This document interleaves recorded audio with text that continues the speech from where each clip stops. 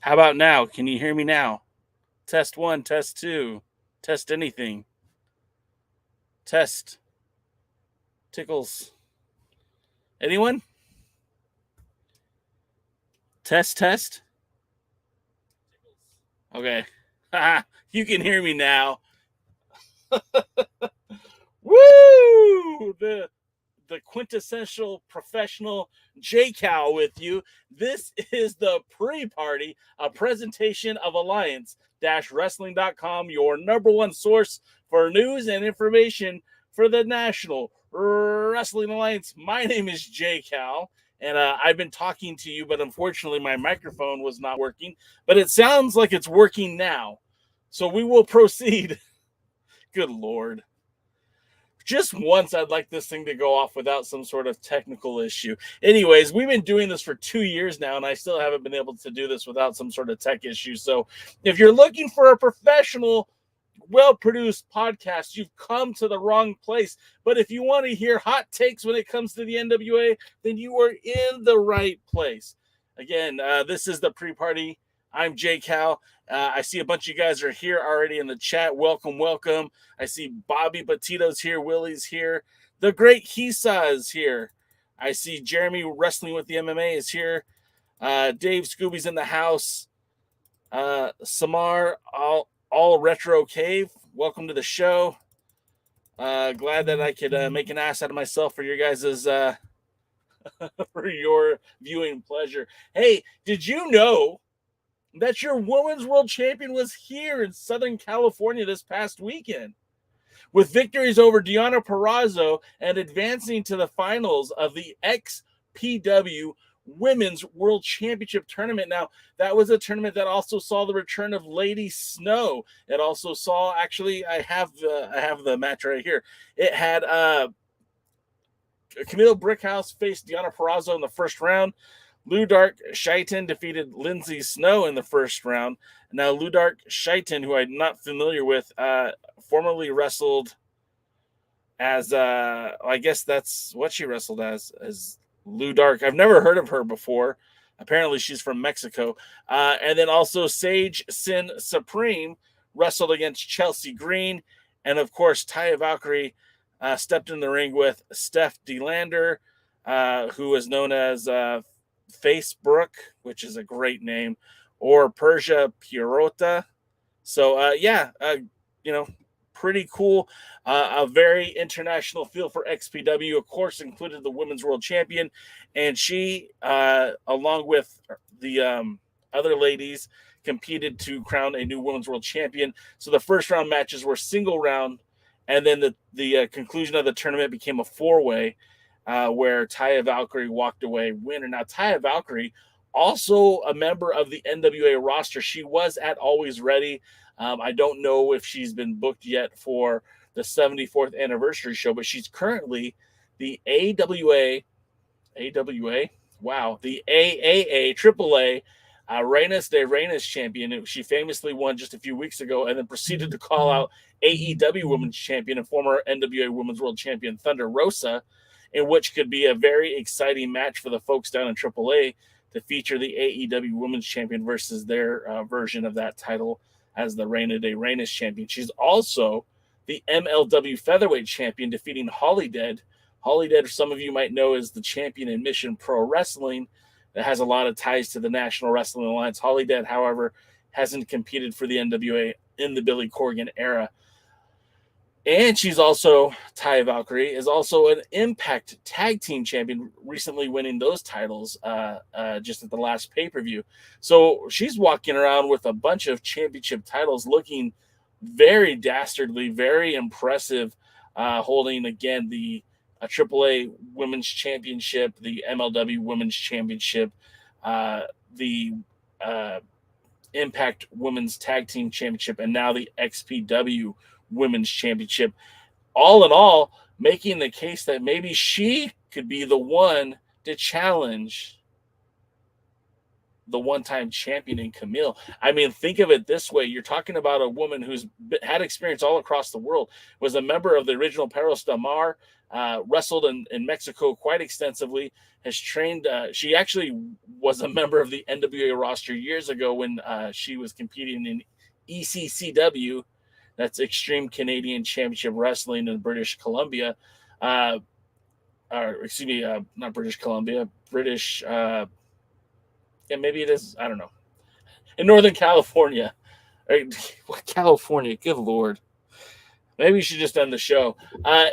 In Canada, on the western side of Canada. And then she trained in Lucha Libre in Mexico with, again, the Perros del Mar.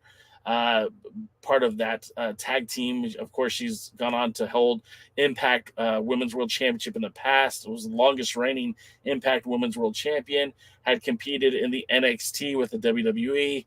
And of course, she's really making her name again on the independents since being released from the WWE, and has really just kind of taken the independent wrestling, women's wrestling by storm. However, when you talk about Kamille, who has a one-time women's world champion, she has the Burke, the most prestigious title in all of pro wrestling, at least with the longest longevity, as it has its ties back to Mildred Burke.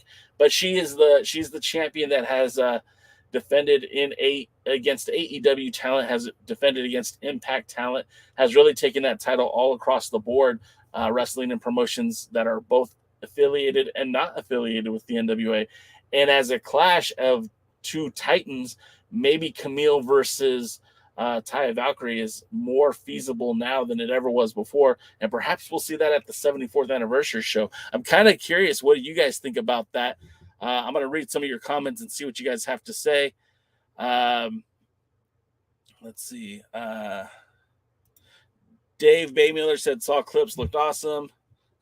Willie says Tyrus had a part in the movies. He was acting. His acting debut was in Ghostbusters as the Stay Puft Marshmallow Man. And Bobby Petito says Steph DeLander wrestled before on NXT 2.0 before as Persia Pata. And yeah, I knew she was affiliated with NXT. I just didn't know in what role she was on that program. I'm not a big, I don't really view WWE that often. In fact, I very rarely watch it, let alone NXT. But I did know she had that background.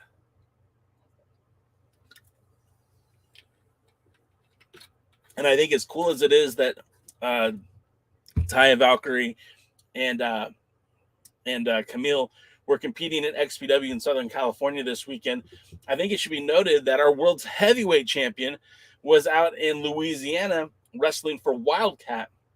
Now, if you guys aren't familiar with Wildkat, Wildkat is a promotion that is actually owned by Luke Hawx. And Luke and his son, as well as many great talents there in that Louisiana area, have been building that territory for quite some time. It was formerly affiliated with the NWA during the Bruce Tharp era, and even had ties to the NWA before Bruce Tharp with the previous ownership of the NWA. That card, AJ Kazana, who has been a regular for the NWA as of late, had an appearance. Brady Pierce and Damian Wayne, as some of you longtime NWA fans know who Damian Wayne is, they defeated Hawx Ari to win the Wildkat tag team titles. And Trevor Murdoch defeated Ryan Davidson to win another championship title, this time the Wildkat championship belt. So now Trevor Murdoch is old Trevor 2 belts as well. And that happened at Wildkat, the X-rated show in New Orleans, Louisiana, just this past weekend. So our two world champions were out there competing for other promotions' titles. Do you think that's a good thing, or do you think that's a bad thing? Does that hurt the reputation of the NWA when somebody like Kamille just comes up a little bit short and securing another championship? Or does it make it more believable when someone like Trevor Murdoch, who just recently regained the World's Heavyweight Championship, comes out and then wins another title from a smaller promotion like Wildkat? What do you think is the better route? Do you think if the NWA just had their champions only defend the titles, or do you think it's cooler to see them go out and compete for other championship belts? I'm curious, what are your guys' thoughts on that one? Sean Mega points out that Kamille and Tom Latimer will be wrestling for Booker T next weekend. Yes, that's the reality of wrestling out there in Texas, and I think that's going to be really, really cool. John, see, and that's the cool thing. John Farmer in the house giving us some inside details. If you didn't watch the XPW show and only saw clips like I did, you might not have known, but Kamille had the XPW title in her hand at the top of the ladder when the lights went out. They flashed one time when Sam Shaw in the background. When they came back on, Shaw and Kamille were both gone. Interesting. So the hatchet is already starting to cause problems for Kamille outside of the NWA. Hopefully that doesn't pour too much into the NWA. Of course, Tom Latimer and Sam Shaw have been friends in the past, but that doesn't mean that they can't be enemies now. Dave Baymiller says the loss doesn't hurt depending on the opponent and the circumstances. Yeah. I mean, I kind of agree with you on that. Shaw Mega says it don't matter because no one knows about it. I mean, yeah, I guess you're right. Like, look, as much as XPW used to have kind of a stranglehold on professional wrestling, at least on the independents back in early 2000, we're talking 22 years later. Not a whole lot of people are talking about what's going on in XPW, whether that's good, bad, or indifferent. I think, especially with how they went about bringing in some of these top names for their women's division. I mean, Lindsay Snow is very respected by her peers. I think she's about to break through very, very soon. You look at, again, Kamille, she's the one-time champion. I think a lot of people within the industry have earned a lot of respect for what Camille's been able to do in and outside of the ring, the way look, she's not just a pro wrestler. She's also had competed in bodybuilding competitions. I mean, she looks like $1 million. So, of course, she's getting people's attention. And then, of course, Deonna Purrazzo, a former Ring of Honor Women's Champion, former Impact Knockouts Champion, former Reina de Reinas Champion, and then Taya Valkyrie. Like, we've already went over her accolades. I mean, that tournament was nothing short of a pretty solid women's division. And if that's what XPW continues to produce, if that's what they continue to go with as part of that women's division, I mean, that's a heck of a lot of talented females.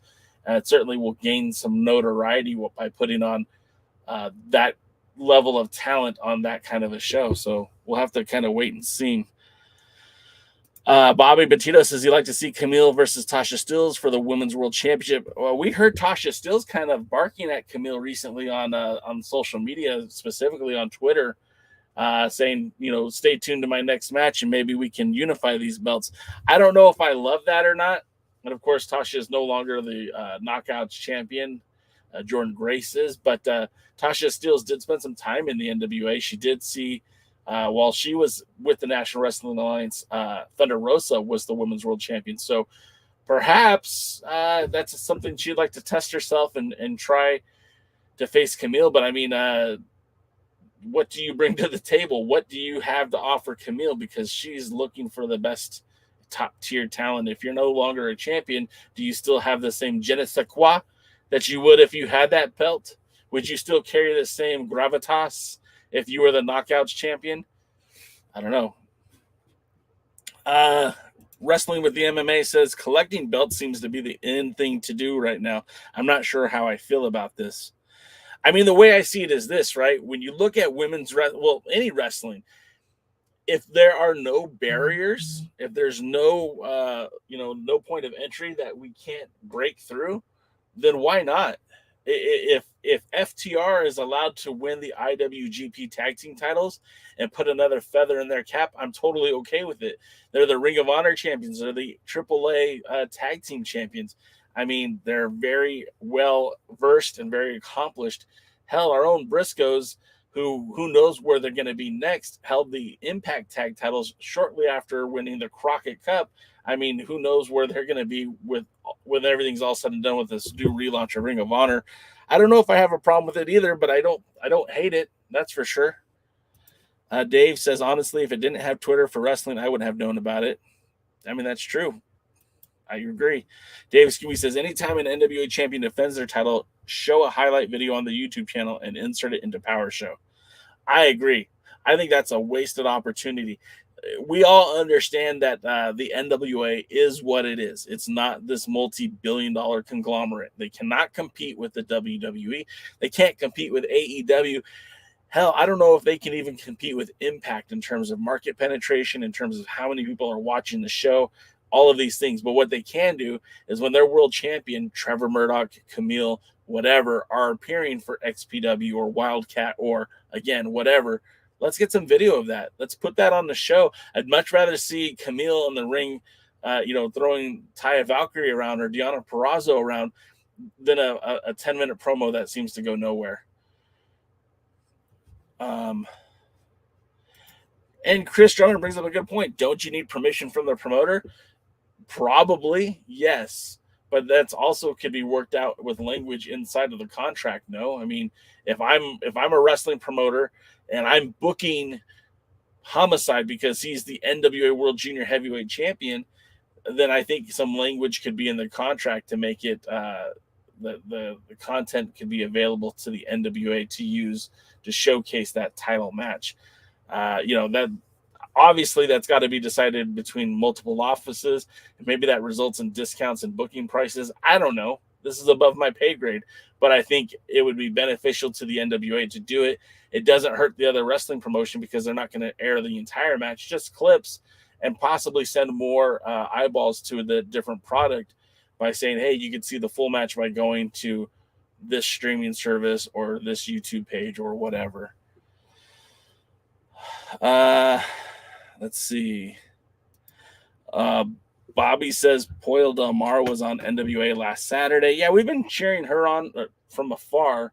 So, we haven't seen Poyo in an actual NWA event except from Empower from last year. So we know that Poyo has been working to get involved in the NWA. She wants to be a manager. In fact, her goals are to be a manager of the tag team champions and potentially the Crockett Cup winners. So we'll see how that materializes over the next few weeks. But yeah, we know that she is currently managing the Thrillbilly. So we'll have to wait and see what's coming from that. Willie Bowen says, has Allison Kay wrestled Kamille? That's a matchup we haven't seen yet either. And if Allison Kay and Marty Bell are still in the NWA, that's certainly a matchup that I think makes a lot of sense. Even on paper, it just sounds really good. Sean Mega says, keep FTR away. I don't know, man. I wouldn't mind seeing them hold those tag team titles. I know it's kind of been done to death. I know it doesn't exactly help grow the titles. It just makes it like part of something meaningful. Like you go back to the J Crown Championship and we look at that 8 titles, and one of which was the WWF Junior Heavyweight title and the NWA World Junior Heavyweight title and the NWA World Middleweight title, and the, you know, there was 8 championship belts in total, and at one point was even unified with the WCW Junior Heavyweight Championship, Cruiserweight Championship, if you will. That title, the person holding those belts looked amazing, looked like $1 million. I can't tell you that Ultimo Dragon holding those 9 titles did a lick of anything for the NWA or its junior heavyweight division, but it was certainly a spectacle to see a champion holding all those belts. Sean Mega says, with regards to airing footage of other promotions, Bruce Tharp, Sean Mega expressed that to Bruce and Tony, but no one ever listened. And Sean Mega says, what promoter wouldn't want that type of promotion? I agree. Like, it's getting your name out there. So we'll see. NWA Gold wants to know what you guys thought of the Thrillbillies debut. I haven't watched Saturday's episode yet. I normally watch Saturday and Tuesday nights on Wednesday or Thursday to get ready for the podcast. So it's fresh in my mind. I haven't seen it yet. Chris Drummond says, let's say the British Commonwealth defends in Puerto Rico. Do they really need the promotion? Well, Chris, the thing is, why would you book the British Commonwealth to defend the titles in Puerto Rico if you don't want that promotion, if you don't want that recognition? Why would you spend the money on that tag team? You could book the Fixers right now. You don't need to go through the NWA. You can call Jay Bradley, you can call Wrecking Ball Legursky, and you can book them on your card. It has nothing to do with the NWA, but you could have the Fixers on your show. You could do that with La Rebelión. You could do that with everybody because they're not under some secure contract. But that doesn't mean it's not have a certain value to it. And Chris wants to follow that up with saying La Rebellion defended the tag titles in AAA, the pay-per-view, but no one in the NWA mentioned it. I think, Chris, the problem with that is I think that was a spur-of-the-moment decision. I don't think that was something that, that they spent a lot of time talking about. Remember, that was WrestleMania weekend, and where was the NWA WrestleMania weekend? Everything they had already filmed was already done before WrestleMania, right? And it was before the Crockett Cup. All this happened months before the Crockett Cup. So it's not like they can go backwards. I think they might have tweeted about it. The NWA social media might have shared it on Instagram or Facebook. But no, it wasn't included in programming because the programming had already happened, already been taped. Jeremiah says the Thrillbilly Silas is awesome. Jeremiah, is he? How awesome is he? I mean, because the ill begotten could become a foursome. Doesn't have to just be a threesome. Sean Mega says WWC, IWA need all the help they can get right now in Puerto Rico. Have you seen the recent shows? No one is there. Sean, that might have as much to do with the economy as anything else. I know that everywhere we're starting to feel the hurt of inflation and everything else in the economy. And I know Puerto Rico was still recovering from the last real bad hurricane that affected them. I don't know how they responded to COVID. I don't know how bad things got there in Puerto Rico, but I know like all across the board, money's getting tight, inflation's getting higher, gas prices are higher. People do have to make that they have to make that legitimate decision of, is this $20 worth my money? Is this $15 worth my time to go to the wrestling show? or is it better spent to feed my family? Because there's some people that have to make that decision. Not that I'm trying to get too philanthropic. Man, I think I just had a stroke. Jeremiah Plunkett says Thribly is a brilliant combination of David Schultz, Terry Gordy, and a can of Copenhagen. Nice. JP, man. Hey, thanks for hanging out, Jeremiah. Appreciate you, sir. So let's see. We've got an interesting show tonight, and I feel like tonight's show is going to be a heck of a lot better than the last show we got, with no disrespect intended for my ill-begotten boys. I was very proud to see Jeremiah Plunkett and Alex Taylor in the main event against Tyrus and Scion. I've got a soft spot in my heart for the ill-begotten because of Mr. Plunkett and formerly Captain Yuma. But if we look at tonight's show, I mean, it's a kind of a barn burner, right? Because, I mean, we're going to have the junior. Let me take care of the comments real quick. We've got the junior heavyweight exhibition match with PJ Hawx, Gustavo, and Sal the Pal. I think that's going to be a lot of fun. I mean, Sauronaro is an interesting guy. Like I enjoy watching him wrestle. I don't particularly care for the character that he's playing right now. Gustavo has been a lot of fun. Of course, he's been enhancement for the most part. He's a junior heavyweight, so that should be fun. PJ Hawx, I think, is a guy who's ready to step to the next level. And, I don't know what storyline they're building for. I know Luke and Homicide look to be having a showdown at some point, but maybe PJ could get the windfall from that and perhaps get a shot at the junior heavyweight title. I can't think of a better guy on the roster to hold that belt than somebody like PJ, except for Homicide himself. Homicide's been a great champion.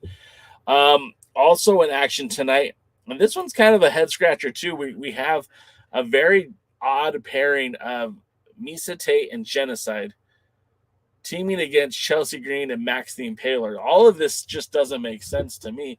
First of all, Missa Kate has been an on-again, off-again tag team partner for whichever heel wrestler is out there at the moment. We know that she's teamed with Kamille briefly. She's teamed with, I believe she teamed with, well, now I can't remember, so now I'm going to have to look it up. Stand by. But even more unusual about this is Jennacide has been very open about wanting to go on her own and to become a singles wrestler. And so far, they keep putting her into tag teams. And it's just, I don't know, maybe they don't know exactly where they want her to go and what they want her to do, but it just seems like they keep kind of going back to that. We know that Missa Kate has teamed in the past with, she teamed with Natalia Markova. She's teamed with Kamille. And she's teamed with Killian King. So she's had a total of 4 appearances because she's also had a matchup with Allison Kay. But nothing too sentimentary. She hasn't really been too much worked up into the NWA programs. She doesn't have an official storyline. And then Max the Impaler, we saw her famously appear at Power Trip 2. Made short work with Ella Envy, and now she's teaming with Chelsea Green, Miss Matt Cardona, excuse me. And I just don't see why this match is happening. I don't really understand it. I'm sure it'll be fine. I'm sure it'll be packed with a lot of excitement, but it just doesn't make a lot of sense to me why they're going with those matches. Some of your comments.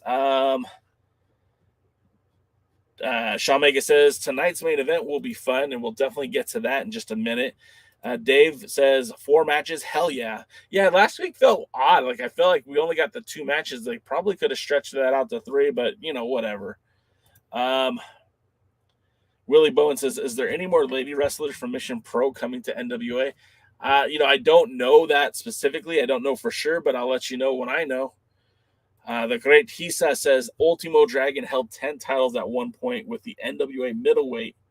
Yeah, no, Hisa, no problem, man. I do appreciate you sharing those factoids. I know that he had I used to know this. I know there was the WWF Junior Heavyweight title. The WCW Cruiserweight title was added later. The NWA World Junior Heavyweight title was part of it. There was like a British Empire Junior Heavyweight Championship, which I think was represented by Michinoku Pro. I want to say. I know the NWA title was more or less represented by like the Hume Dream Factory. And of course the IWGP Junior Heavyweight title. It was crazy, man. And I know that Hisa knows a lot more about that than I do, but the spectacle of whether it be the Great Sasuke or Ultimo Dragon holding all those titles just is really cool. And it's kind of fun as a fan to see a wrestler who can accumulate that much championship gold. I think it's always a good time. Brian, they just had a question for you, sir. Is Mission Pro still working with the NWA? Are you guys still having talents for Mission Pro appear in the NWA? Is there a pipeline that exists between the two promotions, or is it just kind of when things happen, it's by happenstance? Does Maddie Redikowski just find the NWA, or did someone reach out to her? Is that through Mission Pro, or is that just the NWA, being bold? How do the talents from Mission Pro end up in the NWA? You can answer if you want. It's just something that the folks are thinking about. Dave also says that Kamille has faced AK-47 in triple threat with Mel. Yeah, but that's not quite the same. I don't think she hasn't had a one-on-one title match with Kamille, which I think is what they initially met.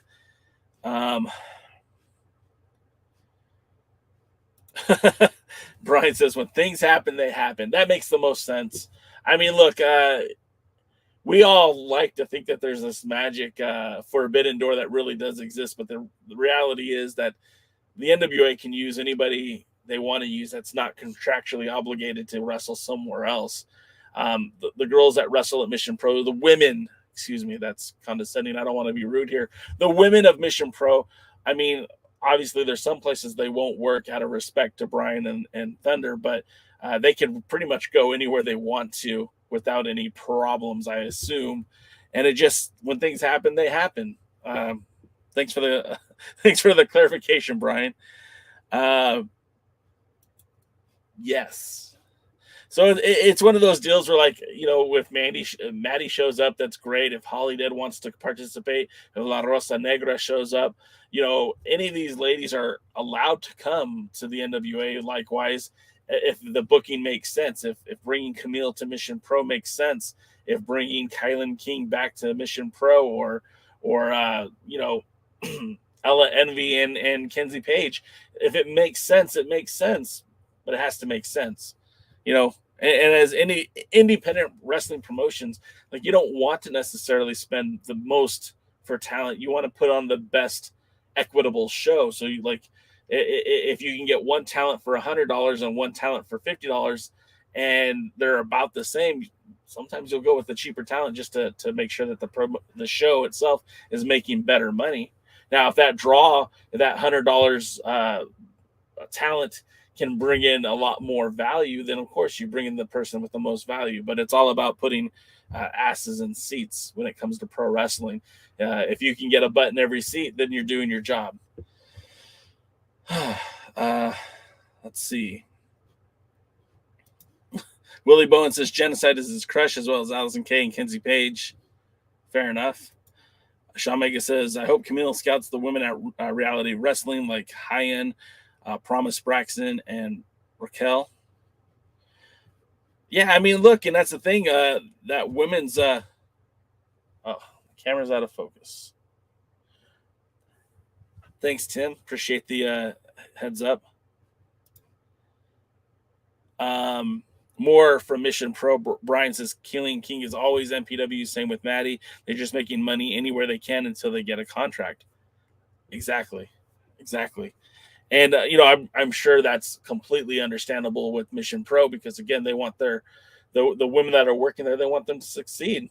Of course, they like keeping the same folks around, but when it's time for that talent to take that next step, that's great. That's what it's all about. And the heartbeat of independent pro wrestling is you are the promotion that finds the diamonds in the rough Brian, Thunder Rosa, and everyone that's involved at Mission Pro, they're going to find those best talents that are available and bring them to the forefront. And when their time to get that contract comes, so they move on, okay, well, Mission Pro will keep finding more and more gems because that's just what they do. Dave says that's a business. A lot of people forget that. Yeah. And, and it's not a horrible business. I mean, like, that's the thing about independent wrestling. The first time I saw Thunder was back at Sabotage. And I know Brian knows about Sabotage out here in Southern California, working with AWS, the Sabotage Pro Wrestling show. That's the first time I ever heard of Thunder Rosa. And then watching her career fold, from that point, and then her teaming with Holly Dead and winning at that point, which was a men's tag title, the NWA international titles from the Ballad Brothers. Then they went and took those titles to Japan and literally defended a male title in an all-women's Japanese promotion. I think it was Stardom. And it's just, and then watching her career take off from there. But she didn't start in AEW. She didn't start in the NWA. Thunder Rosa's put in work.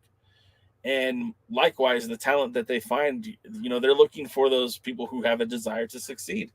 So, not that I'm talking for Brian Rosa. He could certainly talk for himself. I just think I have that understanding that that's what they would express. Let's see. Willie says Jax Dane versus Pablo Esco would be a great match. Man, Jax Dane versus anybody is going to be a great match. And I have nothing but the utmost respect for Pablo Esco. I love that guy. But Jax Dane, to me, is on another level right now. And I really, really hope the NWA is taking notice of that, because the promos are money. The look, he looks like $1 million. He gets out there. He's clotheslining heads off. I mean, more of that, please. Remember how frustrated we were with Jax Dane when he was teaming, and it wasn't his fault, but when he was teaming with Crimson, and the two just couldn't get on the same page. They weren't getting the big victories. They weren't winning the big matches. They weren't getting the title opportunities. You split them up. Crimson becomes the national champion. Jax Dane beats them to become national champion. They were both much better as single wrestlers than they were as a tag team. But, that doesn't mean that I wouldn't have a problem if Crimson came back in a tag team. And just knowing that what he and Jax could do as individual wrestlers, I think far superior to what they could do as a tag team. Especially when the tag team in the NWA has always been pretty strong. I mean, even when Aaron Stevens and JR Kratos were the tag champions, you still had a ton of good, talented tag teams. You had Strictly Business. You had Clearwater and Marche Rocket. You had, up until recently, you had Dirty Dango and Jay the God. And then you've had like other short time pairings like, why am I forgetting his name? Oh, we're having an earthquake. Just had an earthquake. And then we had the tag team pairings of God, why can't I think of his name right now? I'll blame the earthquake. Anyways, Strictly Business, Paro and Odinson, Hawk Ari, and of course the former champions, La Rebelión, and some of the makeshift tag teams have been good too, like Alex Taylor and Jeremiah Plunkett. So, I mean, the tag team division, I don't think suffers at all when you have Jax Dane as a singles wrestler. Willie Bowen says Austin Idol has started up Idiot Mania Sports Management. And then Dave says Idol is a national treasure. And then Willie says Austin Idol never held a NWA major title. He did hold the TV, was it the national championship? He did hold that. So, I mean, you got to give him some credit. Doing a lot of talking here now. Throat's getting a little dry.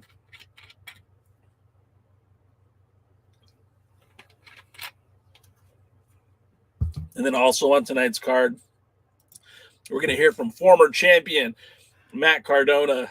Now, this is silly, right? Because unless this is a newly produced video, this is the same Matt Cardona this is just the day after he lost the title. So I don't know, unless this is a produced video from his home. This is going to be kind of silly to watch because what is he going to say? Well, I'm healing up correctly. You know, the doctor says I'm going to be fine. I don't know. It just seems kind of pointless. Then we'll also hear or see the Southern Gentleman Anthony Andrews take on Red Dog Rodney Mack. Now, this one, whew, they keep putting these guys in the ring with Rodney Mack, and he keeps putting them down. Rodney Mack deserves a title. I want to see him as the TV champion. Jeremiah, I don't know if you were still here, but I don't know if you're still here. I don't know if you watched last week, but we all decided that you should be the guy to take the belt off of Tyrus. So that's fun. And then, of course, the main event, the one that you've all been waiting for, the Commonwealth Connection taking on La Rebelión, and what's being a match combated in with Lucha Rules. I tried to be fancy, and I shouldn't. Harry and Doug, this will be their first title defense, and it's against the former champion. So this will solidify, if they retain the titles, they will have taken that rematch out of it. And, I think this is going to be a good one. The rematch, of course, from Crockett Cup, where, La Rebellion took the loss from the Commonwealth Connection, and then they lost again at Alwayz Ready, this time losing the tag titles. This will be their third opportunity to one-up the Commonwealth Connection. We'll see how that all plays out. Of course, that's going to happen in the main event of tonight's show. So, I mean, it looks pretty good. The show looks pretty good. JP, I don't know how we can formally, put this into the universe. I don't know if we need to manifest this. But, and this was DKM, who said basically that if they put the title on you, you could be that guy, that gatekeeper guy, to kind of help elevate some other talents while you're also showcasing that title. And because it could kind of be that workers title like it used to be when the Pope had it. And we're not trying to blow smoke up your ass, JP. We're not trying to inflate that ego. It's just, honestly, I think it would be a great fit and a nice attaboy for you, of course, for the time that you spent in the NWA and what you've already done, what you continue to do. I think it would be pretty awesome to see you at some point hold the television title. And don't get us crazy. We're not talking about some 6-year reign as champion. Just hold that belt long enough to have a few defenses. I think that'd be a lot of fun. Bobby Batito says, I'm looking forward to watching Missa Kate wrestle tonight. Willie says, Matt the Coward Cardona. I mean, I will say this about Matt Cardona. I know he showed up to Alwayz Ready, not ready, but ready. I think if the NWA would have allowed him, even under excruciating pain and potential for a worse injury, I think Cardona would have definitely defended that title if they would have let him. By pulling that belt off of him, though, it does create some continuity issues. So now Trevor Murdoch has to really go out there and work even harder to prove why he deserves that title. You've got Nick Aldis, who says he's a victim of his own circumstances, victim of his own success. Yet he's been unable to acquire that championship. He hasn't beaten Matt Cardona.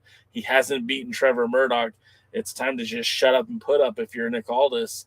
And of course, the other guys that were in that match, Tom Latimer and the Hatchet Sam Shaw. I mean, there's opportunity aplenty in the NWA for those who are seeking it. You just need to come out and say, this is what I want.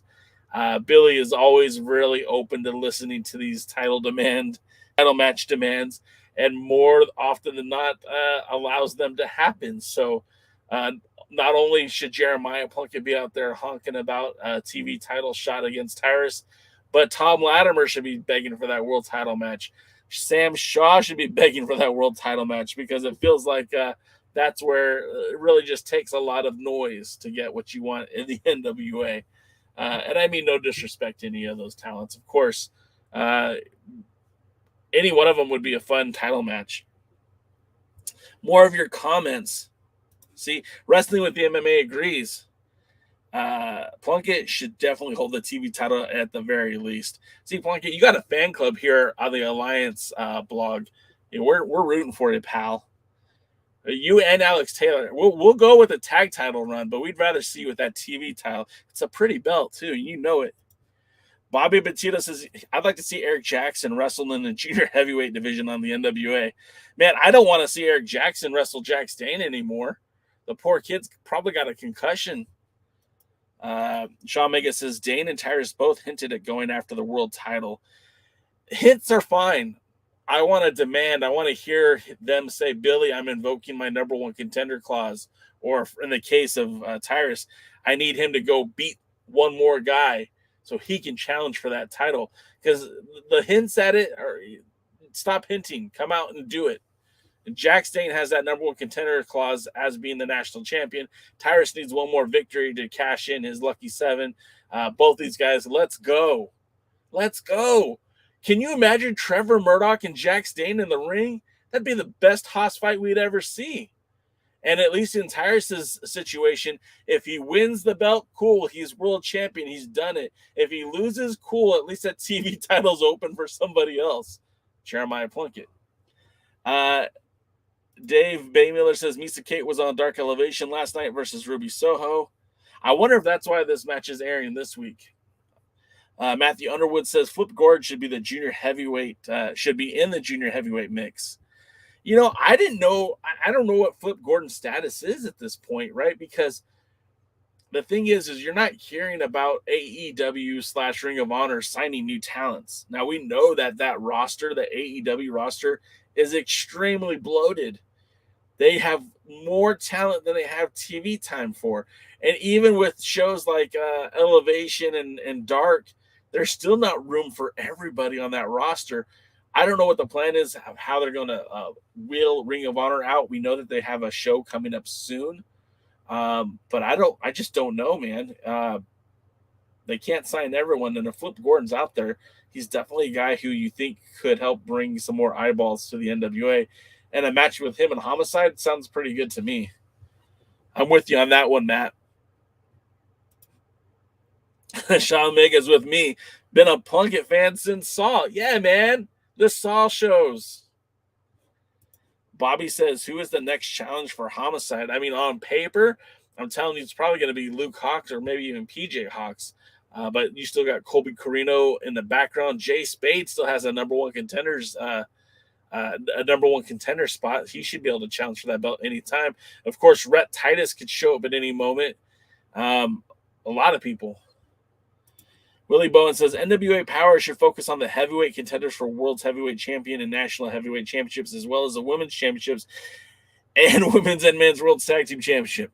Willie, there's only 1 hour of Power each and every week. I don't know that you could fit all that in. I know that's why USA was created to kind of be a showcase for the junior heavyweights and the national championship. That leaves the TV title, the tag titles for both the men and women, and the World's Heavyweight and the World's Women's Championship. So even that sounds like a lot to me. And even if you did one main event with that each title every week, I mean, he's still running out of opportunities.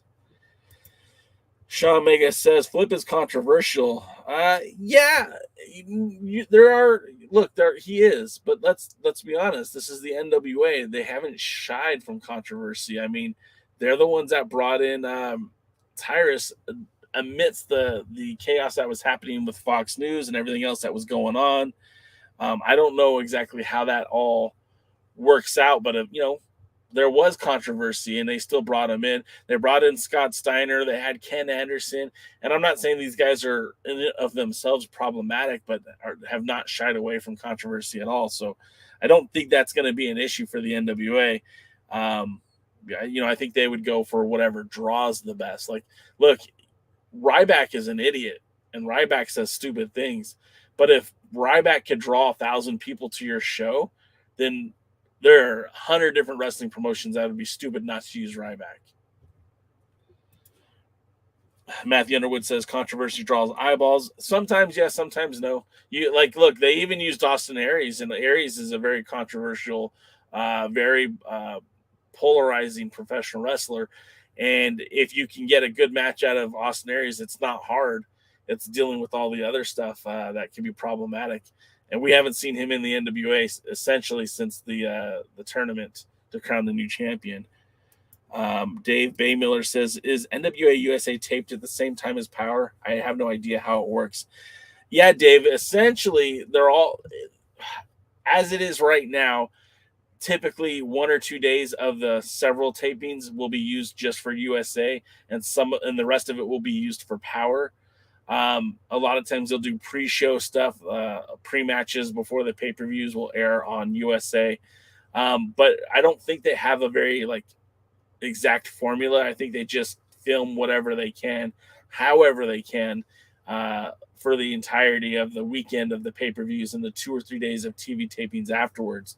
The last pay-per-view they did the pay-per-view obviously in Knoxville on a Saturday night. On the Sunday night they did another television taping, and then they did 2 more days of taping in Nashville. So I really feel like the formula is not exact. There's not a science to it. Hopefully in time, with the more touring that they get to do, the more of these one-night events, whether they be power trips or knocks outs or whatever, that they get a more consistent taping schedule and really make the two programs different. Sean Mega says NWA Power should focus on building the next successor to Aldis, and I agree with that. I can't disagree with you at all on that one. And then Bobby says, I'd like to see a singles match between Max the Impaler and Jennacide. Yeah. Going back to what Sean said, Aldis is not your world champion anymore. Aldis is still the face of the franchise, though, and he will be until the day he decides to either sign somewhere else or retire from pro wrestling. And even then, in the same way we look at Adam Pearce and the same way that we look at, Ric Flair, I think the NWA stink will always be on Nick Aldis for what he did as world champion and what he will continue to do as a pro wrestler. I just don't feel like his time is his time is his time in the NWA isn't coming to a conclusion anytime soon. However, it would be nice to have someone to replace him when his time is up. And, there's a lot of guys on the roster who I don't feel like have really reached their potential yet. We're talking about putting a TV title on Jeremiah Plunkett, who's a great talent. But there are a lot of guys on that roster who, like Mims, could be a future superstar in the world of pro wrestling if given these opportunities. Jordan Clearwater could be a future superstar. I mean, hell, United Wrestling Network put their world title on him, not because he's in the NWA, but because they felt like he's ready. So, these opportunities will keep showing up for these talents, and they have to make the best of them, best of these moves when they can. Nick Aldis is going to be a generational talent. I don't think you're ever going to find a true replacement for Nick Aldis, but you can find that next face of the NWA, that next ambassador.